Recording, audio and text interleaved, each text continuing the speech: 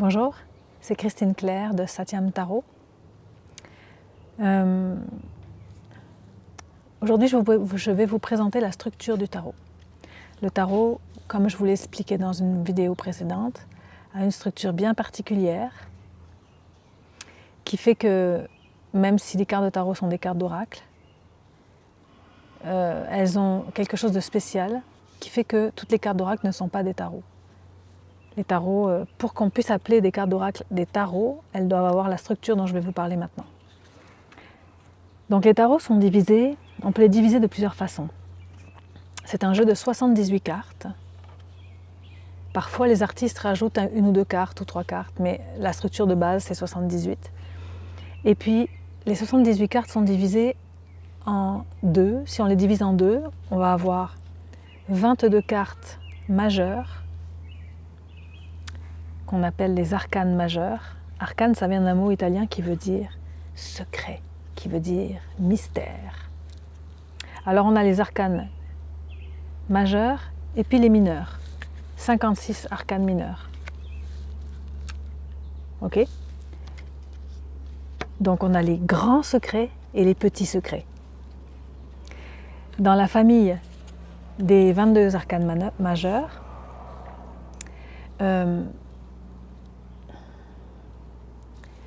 ce qu'il y a de particulier, pourquoi on les appelle comme ça, c'est parce qu'ils vont correspondre aux grandes leçons de la vie et aux qualités fondamentales de l'être humain, vraiment à ce qui nous constitue en tant qu'être. Tandis que les arcanes mineurs, eux, vont constituer les petites leçons de la vie, les choses de la vie de tous les jours, la façon dont les situations se produisent pour nous, et ce qu'on va apprendre là-dedans, mais plus au niveau de notre vie, plus au niveau horizontal, tandis que les cartes majeures se situent davantage au niveau vertical, dans notre alignement avec la source et avec qui on est pour de vrai, dans notre essence. Les cartes mineures, on peut les diviser encore. On peut les diviser en 4 familles. Et chaque famille est constituée de la même manière et du même nombre de cartes. Donc, les 4 familles correspondent aux 4 éléments qu'on retrouve sur la planète. Le feu, l'eau, avec une belle coupe, le feu étant représenté par les bâtons, l'eau avec les coupes, l'air est représenté avec les épées, la plupart du temps, parfois avec des plumes, mais bon. Et puis enfin, les pentacles qui sont représentés par des... Souvent ce sont des cercles avec une étoile à l'intérieur. Et ça s'appelle les deniers, dans le tarot de Marseille souvent, ou les pentacles. Voilà, ça représente la terre. Alors, dans les familles mineures, si tu veux, les familles mineures pourraient se décomposer en 3. Les as qui sont en fait le 1, l'essence de la famille, l'essence non manifestée encore. C'est comme avant que ça prenne forme, en potentiel, tout est possible dans cette vibration de la famille feu, mettons, puisque là on a la carte du feu. Et donc le feu, c'est la passion, l'enthousiasme, les projets de vie, la créativité, la spiritualité parfois aussi. Et là, tu as la possibilité d'avoir un nouveau projet qui n'a pas encore pris forme complètement, mais qui porte en potentiel toute la famille du feu. Ensuite, tu as les numéros qui vont jusqu'au 10. Ça, c'est la deuxième partie de... Au fond, tu as les numéros de 1 à 10, mais là, c'est un peu particulier. Ensuite, tu as donc c'est ça, tous les numéros des bâtons qui vont jusqu'au 10.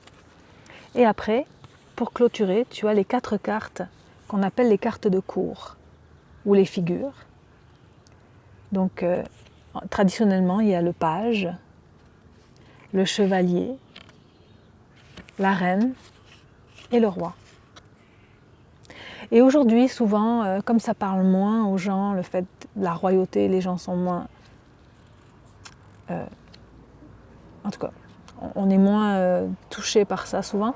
Alors souvent, vous allez voir des tarots dans lesquels ces noms-là sont remplacés par la fille, qui devient, donc c'est le page, mais c'est la fille. Le chevalier devient le fils, la reine devient la mère, et le roi devient le père. Et ça représente une des familles. Et les 4 familles sont vraiment faites sur le même modèle, avec l'as, les numéros jusqu'au 10, le page, le chevalier, la reine et le roi. Ok, ça c'est pour les cartes mineures. Et moi je considère, mais je ne suis pas la seule, que la famille des cartes majeures, c'est encore une autre famille. Celle-là, elle a 22 cartes. Et c'est une famille qui correspond à l'esprit divin que nous sommes. Ça correspond à notre âme, à la partie la plus profonde et la plus lumineuse et la plus essentielle de notre être. Alors ça représente l'élément éther, le 5e élément. Une fois que tu comprends ça, déjà, ça fait comme « Ah ok, ça marche comme ça !» Et juste en tirant des cartes et en voyant à quelle famille elle appartient, déjà ça peut énormément aider. Ensuite de ça, avec les numéros, par exemple, dans chaque famille, il y a un 4. Il y a un 4 dans la famille majeure. Le 4 de la famille majeure, c'est l'empereur, qui représente la structure, les fondations, le père, ce qui est bienveillant et stable, la stabilité, tout ça. Et chaque 4 de chaque famille représente la même chose dans sa propre vibration de l'élément qu'il porte. Okay. Donc, en fonction de la couleur du numéro que porte la carte, tu vas avoir d'autres indications qui vont t'aider aussi dans l'interprétation que tu peux avoir de cette carte-là. Alors ça, c'était un tout petit vidéo pour te parler de la structure du tarot. J'espère que ça t'a éclairé et je voulais garder des vidéos courtes pour pas faire que des vidéos longues parce que... Alors j'espère que ça t'a plu. Écris un commentaire en dessous, ça va me faire plaisir de te lire, juste en dessous de la vidéo. Et puis à bientôt pour une autre vidéo.